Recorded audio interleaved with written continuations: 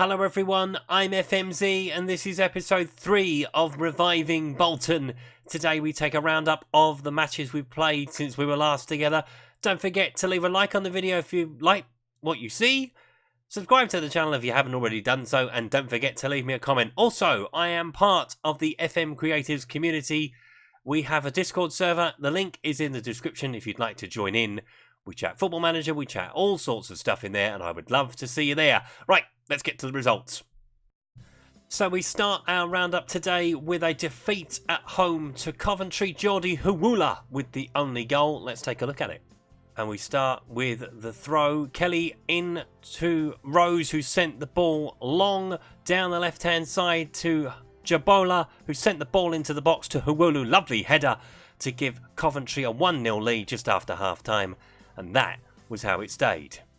We followed the defeat against Coventry with a win over Macclesfield in the EFL Cup first round by 2-1. Let's take a look at the goals from the game. Now our League 2 opponents took the lead on 38 minutes. Theo Archibald with the goal, and a good goal at that into the bottom corner. We struck back just before half-time. Chris O'Grady with a penalty. Before wrapping the game up just after half-time, Boone with the ball into the box. There it goes. In off the defender. You remember, it's only the beta. Vassell with the own goal to give us a 2-1 win over Macclesfield. We then followed that up with a 2-0 defeat at Tranmere Rovers. Let's take a look at the goals from the game. Now, it didn't help that Joe Bunny was sent off in the first half. Borthwick Jackson with the ball into the box. Potter in, Maddock, Blackett, Taylor with the shot eventually to give Tranmere a 1-0 lead. They wrapped it up with 10 minutes to play. Darren Potter with the goal from the edge of the box. You're going to see a lot of long distance goals, I think, in FM this year. But that was the final goal of the game as Tranmere beat us by 2-0.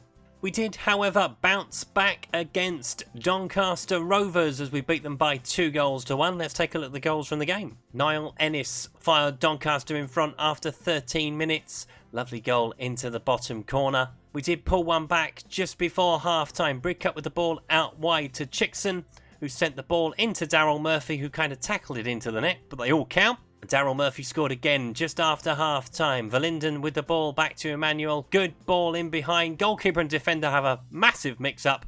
Daryl Murphy profits to give us a 2-1 lead, and that was how it stayed. Nothing to write home about in the draw with Ipswich Town. It ended goalless. Neither side really dominated the game, although we had more shots on target and more shots overall, but neither side could find the net. So we progressed into round 2 of the EFL Cup, and that is where our journey ends. We were beaten 3-0 by Shrewsbury, a much changed side, it has to be admitted by me, but we had reached our board objective of making round 2, so therefore I thought let's concentrate on the league. So a defeat at Shrewsbury. Let's take a look at the goals from the game. Lewis Thompson opened the scoring for Shrewsbury. Jason Cummings down the left-hand side sent the ball to Giles, who sent it into the box. There is Thompson with the shot for 1-0. They made it 2-0 just before half-time. Ebanks Landell with the ball to the left-hand side. There is Giles again. Chief Tormentor as Jason Cummings hit it in for number 2. And they wrapped it up with about 25 minutes to play. Roman Vansalo with the header for 3-0 to Shrewsbury. And that's how it finished.